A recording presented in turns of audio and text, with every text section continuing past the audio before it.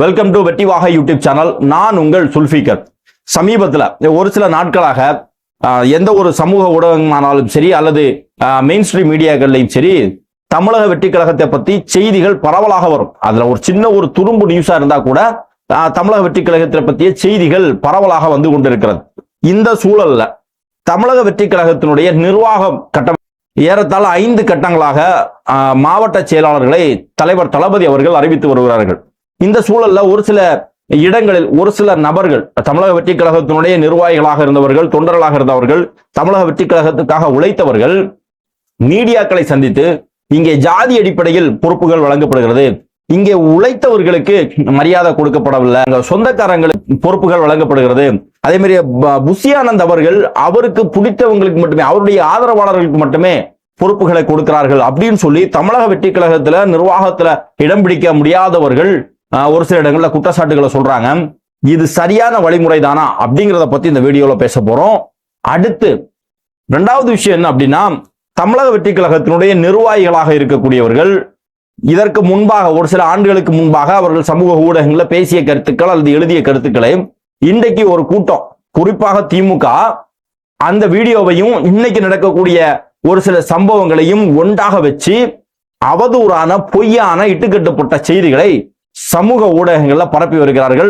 அதை பத்தி தான் இந்த வீடியோல நம்ம முழுசா பார்க்க இருக்கிறோம். இந்த வெட்டிவாக யூடியூப் சேனலை சப்ஸ்கிரைப் பண்ணாம பாக்குறவங்க சப்ஸ்கிரைப் பண்ணிக்கோங்க, பெல் பட்டனை கிளிக் பண்ணி வச்சுக்கோங்க. அப்பதான் நம்ம அடுத்தடுத்து போடக்கூடிய வீடியோக்கள் உங்களுக்கு நோட்டிபிகேஷன்ல வரும். இந்த வீடியோவை முழுக்க முழுக்க தமிழக வெற்றி கழகத்தை சேர்ந்தவர்கள் கண்டிப்பாக முழுக்க நீங்க பார்க்கணும் அப்படிங்கறதான் என்னுடைய ஒரு தாழ்மையான வேண்டுகோள். சரி, முதல்ல இந்த அவதூறு கருத்துக்களுக்கு வந்துருவோம். தேனி மாவட்டத்தினுடைய தலைவராக இருக்கக்கூடிய சகோதரர், அருமை சகோதரர் லெப்ட் பாண்டி, அவர் வந்து ஒரு 5 வருடங்களுக்கு முன்பாக பேசிய ஒரு வீடியோ என்னன்னா, ரொம்ப ஆபாசமாக பேசுறாங்க, உரிமையில பேசுறாங்க, தவறான வார்த்தைகளை பயன்படுத்துகிறார், மாற்று கருத்து இல்லை. அந்த வீடியோவையும் இன்றைக்கு அந்த தேனி மாவட்டத்திலிருந்து சத்யான் சொல்லக்கூடிய ஒரு சகோதரி அவர்களுக்கு பொறுப்பு வழங்கப்படவில்லை, என் மேல அவதூறு பரப்பிட்டாங்க, என் மேல வழக்கு இருக்குன்னு சொல்றாங்க, ஆனா என் மேல எந்த வழக்கும் இல்ல, லெப்ட் பாண்டி வேணும்னே இதை மாதிரி செய்யறாரு அப்படின்னு சொல்லி அந்த பெண், அவர் வந்து அந்த பெண் நிர்வாகி போட்ட ஒரு வீடியோ. இது 2ஐயும் மிங்கிள் பண்ணி இந்த பெண்ணுக்கு தான் லெப்ட் பாண்டி இந்த மாதிரி ஆபாசமா பேசுறாரு, திட்டுறாரு அப்படின்னு சொல்லி சமூக ஊடகங்கள்லாம் பரப்புறாங்க. ஒரு உரிமையை கேட்க கூடாதா, இதுதான் நீங்க பெண்ணுக்கு கொடுக்கக்கூடிய மரியாதையா, எந்த அளவுக்கு நீங்க தரம் தாழ்ந்து பேசுறீங்க அப்படின்னு சொல்லி பேசுறாங்க. இதை பேசுறது யார் தெரியுமா, இந்த மாதிரி செய்திகளை பரப்புறது யார் தெரியுமா, இந்த சிவாஜி கிருஷ்ணமூர்த்தின்னு சொல்லி ஒரு தேர்ட் ரேட்டர் புறம்போக்கு ஒருத்தர் இருக்கார். சாரி, மரியாதையா வேற பேசுறமே. சரி, நட்சத்திர பேச்சாளர். திமுகவினுடைய கொள்கைகளை, பெரியாருடைய கொள்கையை, அண்ணாவினுடைய கொள்கையை, சமூக நீதி கொள்கையை எல்லாத்தையுமே மக்கள் மத்தியில் கொண்டு சேர்க்கக்கூடிய அரசியல் பேச்சாளர், திமுகவினுடைய நட்சத்திர பேச்சாளராக இருக்கக்கூடிய சிவாஜி கிருஷ்ணமூர்த்தியை கொண்டாடக்கூடிய திமுக காரன் இந்த செய்திகளை பரப்புறான். எந்த அளவுக்கு ஆபாசமாக பேசுகிறார்கள் பாருங்கள் அப்படின்னு சொல்லி. அவர் பேசின ஒரு வார்த்தையை கூட நாம, லெப்ட் பாண்டி பேசின ஒரு வார்த்தையை கூட நாம சரின்னு சொல்லல, அதற்கு ஆதரவும் கிடையாது. தவறு தான், அது யார் பேசினாலும் மாட்டு கருத்து இல்லை. ஆனா இது எப்ப பேசுனது, அங்கதான் பிரச்சனை இருக்கு. இந்த சகோதரி, சத்யான்னு சொல்லக்கூடிய சகோதரி, அவர் போட்ட வீடியோக்கும் லெப்ட் பாண்டி அண்ணன் போட்ட வீடியோக்கும் எந்த சம்பந்தமும் கிடையாது. இந்த சகோதரிக்கு அவர் பதில் கொடுக்கவே இல்லை. இது 5 வருடங்களுக்கு முன்பாக மீரா மிதுன் சொல்லக்கூடிய ஒரு நடிகையா என்னமோ, அவங்க வந்து தளபதியை பத்தி ஏதோ தப்பா பேசியிருந்தாங்க அப்படின்னு சொல்லிட்டு அதற்கு அவர் பதில் கொடுத்திருந்தாரு. நிச்சயமாக அது நம்ம ஏற்றுக்கொள்ளக்கூடிய வார்த்தைகள் கிடையாது. யாரா இருந்தாலும் அப்படி பேசக்கூடாது அப்படிங்கறதா நம்முடைய முழுமையான கொள்கை. ஆனா அவர் அப்படி பேசினாரு.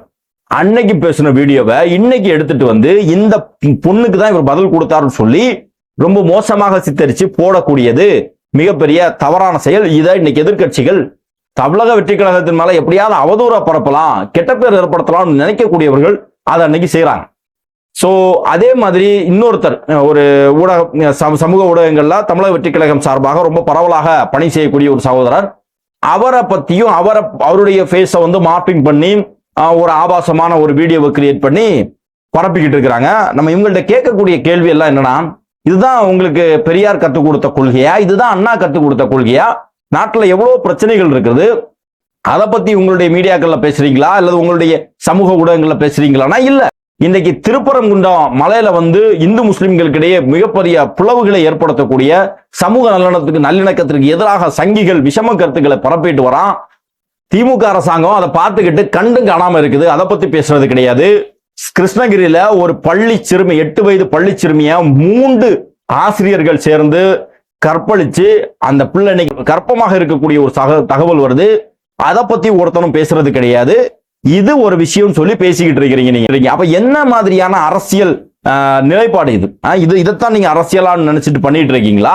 தமிழக வெற்றி கழகத்தை வீழ்த்தணும், தமிழக வெற்றி கழகத்தை தோல்வியடைய செய்யணும், தளபதியினுடைய இமேஜை நீங்க சுருக்கணும் அப்படின்னு சொன்னா நீங்க அவதூறு அப்படிங்கிற ஆயுதத்தை தான் கையில எடுக்க முடியுமா அப்படிங்கிறத ஒரு உங்களிடம் கேள்வியாக வைத்துக்கொண்டு அடுத்து நம்ம பேச போறது முழுக்க தமிழக வெற்றி கழகத்தினுடைய நிர்வாகிகளுக்கு, குறிப்பாக பொறுப்பு கொடுக்கப்பட்டவர்கள், பொறுப்பு வாங்கியவர்களும் சரி பொறுப்பு வாங்காதவர்களும் சரி முழுமையாக இந்த விஷயத்தை நீங்க கேட்கணும்.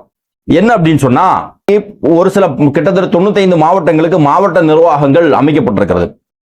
ஒரு சில மாவட்டங்கள்ல தங்களுக்கு வாய்ப்பு கிடைக்காதவர்கள் பொது வெளியில வந்து ஊடகங்களை சந்தித்து ஜாதி அடிப்படையில் இங்கே பொறுப்புகள் வழங்கப்படுகிறது, புஷி ஆனந்த் அவர்களுடைய ஆதரவாளர்களுக்கு மட்டுமே பொறுப்புகள் வழங்கப்படுகிறது, புதிதாக கட்சியில் இணைந்தவர்களுக்கு அவர்களுக்கு பொறுப்புகள் வழங்கப்படவில்லை அப்படின்னு சொல்லி ஒரு குற்றச்சாட்டும், அதே மாதிரி புதுசா வந்தவங்களுக்கு கொடுக்கப்படுகிறது, பழையவர்கள் அவர்களுக்கு வந்து புறக்கணிக்கப்படுகிறார்கள் அப்படிங்கிற குற்றச்சாட்டும், பணம் படைத்தவர்கள் மட்டுமே இங்கே பொறுப்புகள்ல வராங்க அப்படிங்கிற குற்றச்சாட்டையும் இங்க வைக்கப்படுகிறது.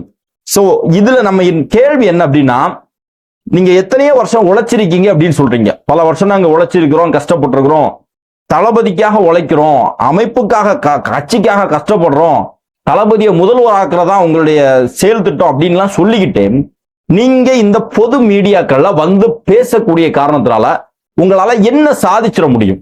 அதான் மிகப்பெரிய கேள்வி. என்ன சாதிச்சிட முடியும்? கட்சிக்கு கெட்ட பேர் ஏற்படுத்துறதை தாண்டி இங்க எந்த சாதனையும் நடைபெறாது. பிளவுதான் உருவாகும், கோஷ்டி மோதல் தான் உருவாகும், பிரச்சனை இன்னும் அதிகப்படுத்தத்தான் செய்யுமே தவிர பிரச்சனைக்கு தீர்வே கிடையாது. ஒரு விஷயத்தை தெளிவாக புரிந்து கொள்ளுங்கள். பொறுப்புகள் கிடைக்காதவர்களுக்கு சொல்றேன், இந்த பொறுப்புகள் எதுவுமே நிரந்தரம் கிடையாது. பொறுப்புகள் பதவிகள் என்பது எதுவுமே நிரந்தரம் கிடையாது. இன்னைக்கு ஒருத்தருக்கு வழங்கப்பட்டிருக்கக்கூடிய பொறுப்பு அடுத்த 2-3 வருடங்கள் கழிந்து அடுத்த நிர்வாகத்தில் உங்களுக்கு வழங்கப்படலாம். இன்னைக்கு பொறுப்புகள் வழங்கப்பட்டவர்கள் இதிலிருந்து அவர்களுடைய திறமை நல்லபடியாக செயல்பட்டாங்கன்னு சொன்னா அவர்கள் உயர்ந்த பொறுப்புகள்ல போவார்கள், அல்லது அவர்கள் சரியாக செயல்படல சொன்னா அதற்கு அடுத்த கட்டமான பொறுப்புகள்ல வருவாங்க. இந்த பொறுப்பு குறிப்பிட்ட இந்த மாவட்ட பொறுப்பு கிடைக்காதவர்களுக்கு ஒன்றிய அளவுல, பேரூர் அளவுல, நகர அளவுல பொறுப்புகள் கிடைக்கும். இன்னும் எத்தனையோ பொறுப்புகள், அணி பொறுப்புகள் இருக்கிறது. இப்படி தாராளமாக பொறுப்புகள் இருக்கக்கூடிய சூழல்ல குறிப்பிட்ட சில பொறுப்புகளை பதவிகளை உங்களுக்கு கிடைக்கலன்னு சொல்லி அதை வந்து பொது ஊடகங்கள்ல பேசுறது உண்மையிலேயே நியாயம் கிடையாது. அது எந்த வகையிலுமே உங்களுடைய அரசியல் கரியருக்கு, உங்களுடைய அரசியல் வளர்ச்சிக்கு அது எந்த இடத்திலுமே பிரயோஜனப்படாது. மாறாக தமிழக வெற்றி கழகத்தின் மேல அவதூறு பரப்புறதுக்கும் தமிழக வெற்றி கழகத்தை பலவீனமடைய செய்வது வெளியில் இருந்து செயல்படக்கூடிய கூட்டங்களுக்கு அது வெறும் வாயில அவல் போட்ட கதையா ஒரு காரியம், அவர்களுக்கு ஒரு காரணம் கிடைக்குமே தவிர உங்களுக்கு எந்த வகையிலுமே அது பயன்படாது அப்படிங்கிறத தெளிவாக புரிந்து கொள்ளுங்கள். ஏன் அப்படின்னு சொன்னா, பொறுப்புகள் வழங்கப்படவில்லை அப்படின்னு சொல்லிட்டு நீங்க சண்டை போடுறீங்கன்னா அந்த சண்டை இன்னும் பெருசாகும், இன்னொன்னு விரோதம் வரும், மனக்கசப்புகள் உருவாகும். இன்னும் இதெல்லாம் வச்சுக்கிட்டு எப்படி ஒரு அரசியல் களத்தில் நம்ம பணி செய்யறது? நாம திமுக அதிமுக மாதிரி பல வருடங்கள் எக்ஸ்பீரியன்ஸ் கொண்ட கட்சி கிடையாது. கட்சி ஆரம்பித்த உடனேயே இந்த அளவுக்கு பொறுப்புகளுக்காகவும் பதவிக்காகவும் சண்டை போடுறோம்னா நாம எதுக்காக அரசியலுக்கு வந்தோம் அப்படிங்கிற ஒரு கேள்வி இருக்கு இல்லையா? எதற்காக அரசியலுக்கு வந்தோம்? பதவிக்காகவும் பொறுப்புக்காகவும் தான் நம்ம அரசியலுக்கு வந்தோமா? கிடையாது. நாம வந்து மக்கள் சேவை செய்வதற்கு, மக்களுக்கு அரசியல் ரீதியாக விழிப்புணர்வை ஏற்படுத்துவதற்கு, மக்களுக்கு அரசியல் மூலமாக நல்ல உதவிகளையும் பணிகளையும் கொண்டு சேர்ப்பதற்காகத்தான் நாம கட்சி ஆரம்பித்திருக்கிறோம். அப்போ முழுக்க சுயநலம் இல்லாமல் பொதுநலத்தோடு செயல்பட வேண்டியவர்கள் தான் அரசியல்வாதிகள். இன்னைக்கு திமுக அதிமுக காங்கிரஸ் பாஜக மாதிரியான கட்சிகள்ல பொறுப்புகளுக்காகவும் பதவிகளுக்காகவும் இருக்கக்கூடியவர்களால சமுதாயத்துக்கு மக்களுக்கு எந்த நன்மையும் இல்லை. அதன் காரணமாகத்தான் நம்மள மாதிரிப்பட்டவர்கள் அரசியலுக்கு வரோம், மக்களுக்கு சேவை செய்யணும்னு வரோம். சரி, மக்களுக்கு சேவை செய்யணும்னு வரக்கூடிய இடத்துல மீண்டும் நீங்க இதே மாதிரியே பதவி சண்டையும் அதிகார சண்டையும் போட்டுட்டு இருந்தீங்கன்னு சொன்னா மக்களுக்கு நம்ம என்னைக்கு சேவை செய்யறது? நமக்கு இன்னும் ஒரு வருஷம் தான் நம்ம கையில இருக்கு. ஒரு வருஷம் கூட முழுசா இல்ல, 10 மாசம் தான் நம்ம கையில இருக்குது.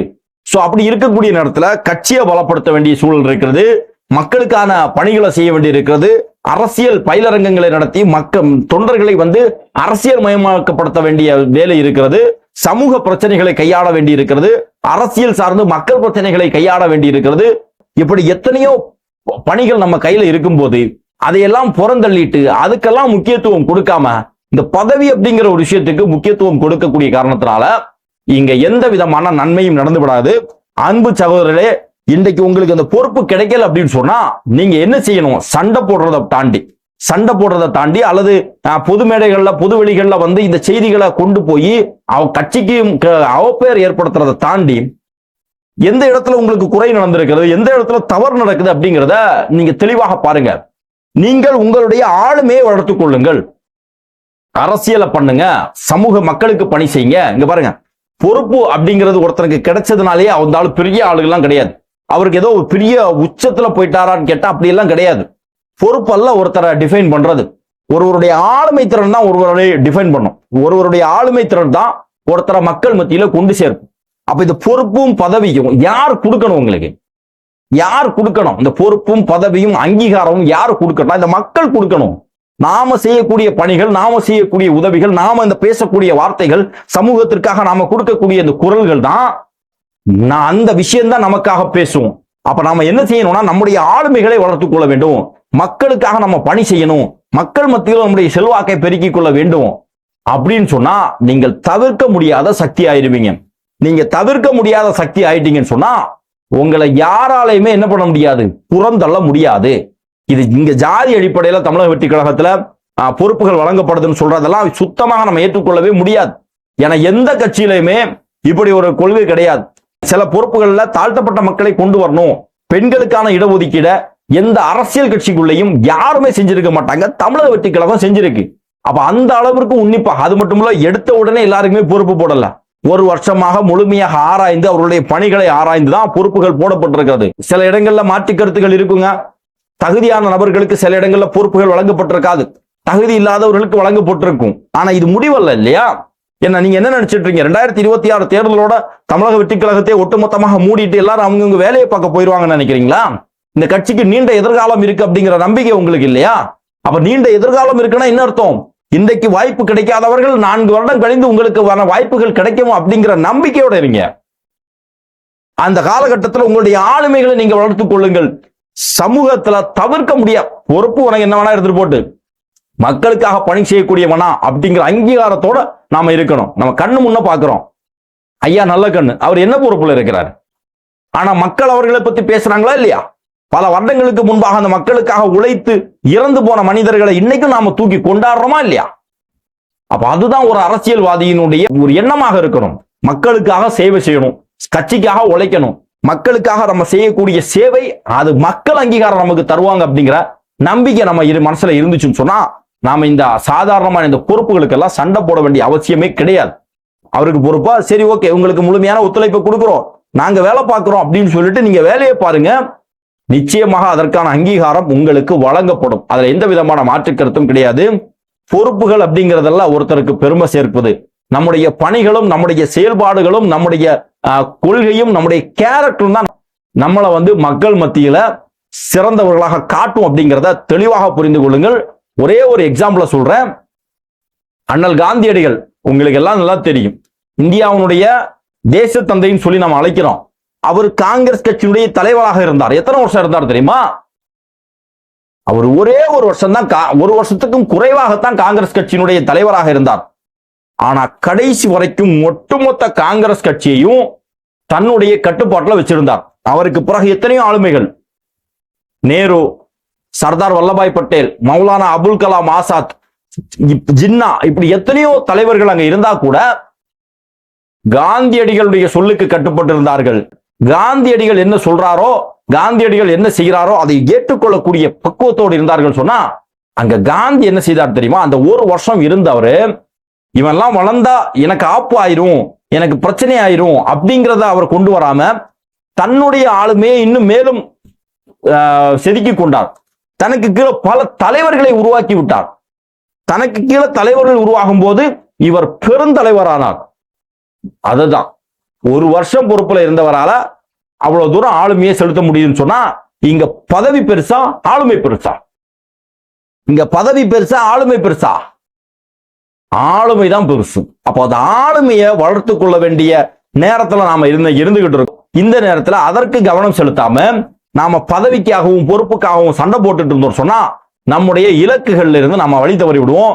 2026 நம்முடைய இலக்கு தமிழகத்தினுடைய முதல்வராக தளபதியை கொண்டு வருவதுதான் நம்முடைய இலக்கு அப்படின்னு சொன்னா, நமக்கு கிடைக்கக்கூடிய இந்த சின்ன சின்ன விஷயங்கள் இருக்குல்ல, இந்த பொறுப்பு, பதவி, அதிகாரம், இந்த பேர், புகழ், இதையெல்லாம் கொஞ்சம் ஓரம் கட்டி வச்சுக்கிட்டு மக்களுக்காக, சமூகத்திற்காக, கட்சிக்காக உழைக்கக்கூடிய வேலையை பார்க்கணும். அதே நேரத்தில் நம்முடைய ஆளுமையை வளர்த்து கொள்ள வேண்டிய வேலையும் நம்ம பார்க்கணும் அப்படிங்கிறதா உங்ககிட்ட நான் தாழ்மையாக கேட்டுக்கொள்ளக்கூடியது.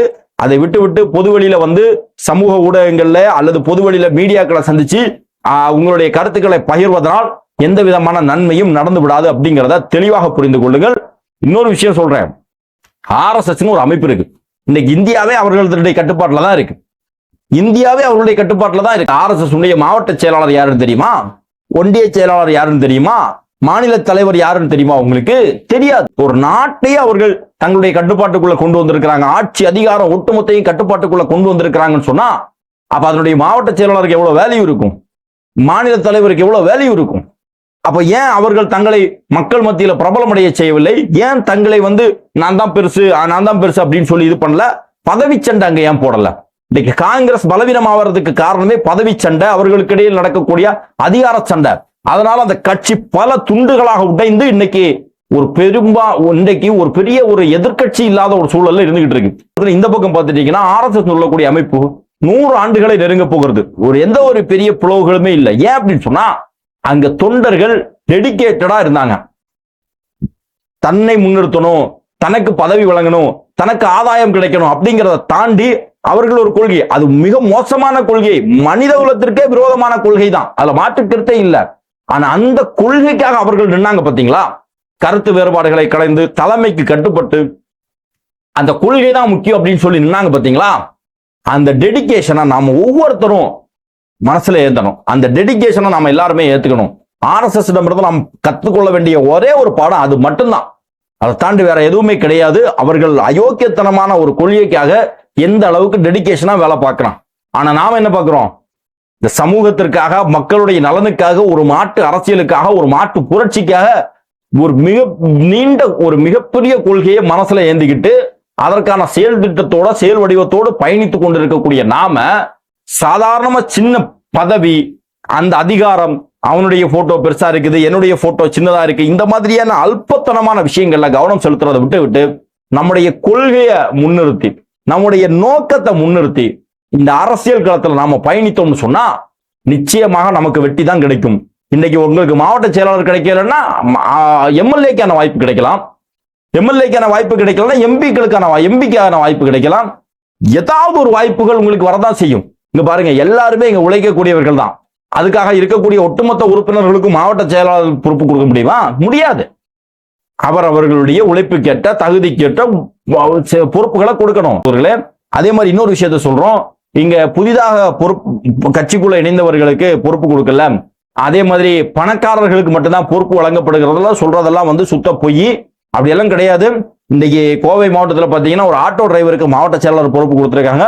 இன்னும் பல இடங்கள்ல சாதாரணமாக அன்றாடம் காட்சிகளாக இருக்கக்கூடியவர்களுக்கு மாவட்ட பொறுப்புகள் வழங்கப்பட்டிருக்கிறது. ஒரு மாவட்ட பொறுப்பு அப்படிங்கிறது சாதாரணம் கிடையாது. நம்ம இன்னும் ஒரு வருஷம் ஃபுல் டெடிகேட்டடா வேலை பார்க்க போறோம். அப்ப சாதாரணமாக பொருளாதார ரீதியாக கஷ்டப்படக்கூடியவர்களுக்கு பொறுப்புகள் வழங்கப்படக்கூடாதுன்னு இல்லை. அவங்களுக்கு வழங்கும் போது அவர்களுடைய குடும்பத்தையும் பார்க்கணும், கட்சியையும் பார்க்கணும், கட்சி மக்கள் பிரச்சனையும் பார்க்கணும்னு சொல்லும் போது சொந்த வாழ்க்கையில் அவர்கள் பலவீனப்பட்டு விட்டான்னு சொன்னா அதன் காரணமாக மிகப்பெரிய குழப்பங்களும் பிரச்சனையும் வருவதற்கான வாய்ப்பு இருக்கு. அதனால பேலன்ஸ் பண்ணி தான் பொறுப்பு போடுவாங்க. கொஞ்சம் வசதி படைத்தவர்களுக்கும் பொறுப்புகள் கொடுக்கப்படும், வசதி வாய்ப்பு இல்லாதவர்களுக்கும் கொடுக்கப்படும். இதை ஒரு 15 நிர்வாகிகள் இருக்கிறாங்கன்னா 15 பேரும் பணக்காரர்கள் கிடையாது. ரெண்டையுமே பேலன்ஸ் பண்ணி இந்த பொறுப்பு கொடுத்தா பொருளாதார ரீதியாக, சமூக ரீதியாக பணிகள் செய்ய முடியுமா அப்படிங்கிற ஆற்றலை பார்த்து தான் கொடுக்க முடியும் அப்படிங்கிறதுல மாற்று கருத்து இல்லை. அதன் அடிப்படையில் சில இடங்கள்ல சில விஷயங்கள் நடந்திருக்கலாமே தவிர பர்பஸா பணம் இல்லாதவர்களுக்கு ஏழைகளுக்கு பொறுப்பு கொடுக்க கூடாது அப்படிங்கிறது இங்க எந்த நோக்கமும் இல்ல. பல இடங்கள்ல அதிகமான இடங்கள்ல சாதாரண நபருக்கு தான் பொறுப்புகள் வழங்கப்பட்டிருக்கிறது. ஜாதி அடிப்படையிலேயோ மத அடிப்படையிலேயோ இங்க எந்த பாகுபாடு பார்க்கவில்லை. யார் உழைக்கிறார்களோ அவர்களுக்கு பொறுப்புகள் வழங்கப்பட்டிருக்கிறது. புதிதாக வந்தவர்களுக்கு பொறுப்புகள் வழங்கப்படவில்லைன்னு சொல்ல, புதிதாக வந்தவர்களுக்கு பொறுப்பு வழங்கப்பட்டிருக்கிறது. ஆதவ் அர்ஜுனா, நிர்மல் குமார், அதே மாதிரி தமிழக வெற்றி கழகத்தினுடைய கொள்கை பரப்பு செயலாளராக பொறுப்பேற்றிருக்கக்கூடிய ராஜ்மோகன், இவங்கெல்லாம் புதிதாக கட்சிக்குள்ள வந்தவங்களுக்கு தான். அப்ப அவர்களுக்கும் பொறுப்பு வழங்கப்படுகிறது. அதே நேரத்தில் கட்சியில ஆண்டாண்டு காலமாக உழைத்த, கட்சியை காப்பாற்றிய, இயக்கத்தை காப்பாற்றிய, இயக்கத்திலே பணி செய்த, மக்கள் பணி செய்தவர்களுக்கும் அவர்களுக்கான பொறுப்புகளும் அவர்களுக்கான பணிகளும் அவர்களுக்கான பதவிகளும் வழங்கப்பட்டிருக்கிறது. ஒரே ஒரு விஷயத்தை மட்டும் பாருங்க. இப்போ உங்களுக்கு எல்லாருமே பொறுப்படுத்திருக்கக்கூடியவர்கள் எல்லாம் உங்களுக்கு பதவிகள் வழங்கப்பட்டதாக நீங்க நினைச்சிட்டு இருக்கீங்க. இது பதவி கிடையாது, இது பதவி கிடையாது. இது ஒரு பொறுப்பு. இந்த பொறுப்பை நீங்க தெளிவாக கரெக்டா சரியா செஞ்சா நம்முடைய இலக்கை அடையலாம். அப்ப பொறுப்படுத்திருக்கக்கூடியவர்கள் முக்கியமாக தெரிந்து கொள்ள வேண்டியது என்னன்னா, நாம பொறுப்படுத்திட்டோம், நாம ராஜா, நாம மந்திரி அப்படிங்கிற சூழல், அப்படிங்கிற மனநிலையில் இல்லாம நாம பொறுப்படுத்திருக்கோம் அப்படின்னு சொன்னா இத்தனை பேருக்கு நாம கடமைப்பட்டிருக்கிறோம். நேரடியாகவே எதிராகவே இருப்போம். எதிரான வேலையை செஞ்சா கூட நீங்க அவருக்கும் பொறுப்புதாரி அப்படிங்கிற பட்சத்துல அவரையும் அரவணைத்து அவருக்கும் என்ன தேவையோ அதை செஞ்சு கொடுத்து தன்னுடைய ஆதரவாளர்களுக்கு மட்டுமே அடுத்த கட்ட பொறுப்புகளை போட்டு ஒற்றை தலைமையாக அல்லது ஒரு சார்பாக இல்லாம அவன் நமக்கு எதிராக இருந்தா கூட அவனுக்கு திறமையும் தகுதியும் கட்சியை கட்டுக்கோப்போட கொண்டு போகக்கூடிய வல்லமை இருக்குதா அப்படிங்கிறத பார்த்து அவனுக்கு அந்த பொறுப்புகளும் பதவிகளும் வழங்கப்பட்டா 2026 நம்முடைய வசமாகும். இல்ல நீங்க பதவி சண்டைக்கு தான் போட்டுட்டு இருப்பேன், எங்களுடைய அதிகார சண்டைக்கு தான் போட்டுட்டு இருப்பேன் அப்படின்னு சொன்னா கட்சியில வேணா ஒன்றிய செயலாளரா மாவட்ட செயலாளரா இருந்துக்கலாமே தவிர 2026 நம்முடைய இலக்கு வெற்றி பெறாது. இலக்கு வெற்றி பெறலன்னு சொன்னா நீங்க மாவட்ட செயலாளராகவோ ஒன்றிய செயலாளராகவோ அமைப்பினுடைய அமைப்பாளராகவோ மாநில நிர்வாகியாகவோ இருந்து கொண்டு எந்த பிரயோஜனமும் கிடையாது அப்படிங்கிறத தெளிவாக புரிந்து கொள்ளுங்கள் அன்பு சகோதரர்களே. இந்த வீடியோ சம்பந்தமாக உங்களுடைய மேலான கருத்துக்களை பதிவு செய்யுங்கள். இந்த வீடியோவை உங்கள் அனைத்து நண்பர்களுக்கும் ஷேர் பண்ணுங்க. ரொம்ப முக்கியமான வீடியோக்களாக இருக்கும், ஷேர் பண்ணுங்க. இந்த வீடியோவில் நான் ஏதாவது தவறான கருத்துக்களை பதிவு செய்திருந்தால் எனக்கு அதை சுட்டிக்காட்டுங்கள். நன்றி.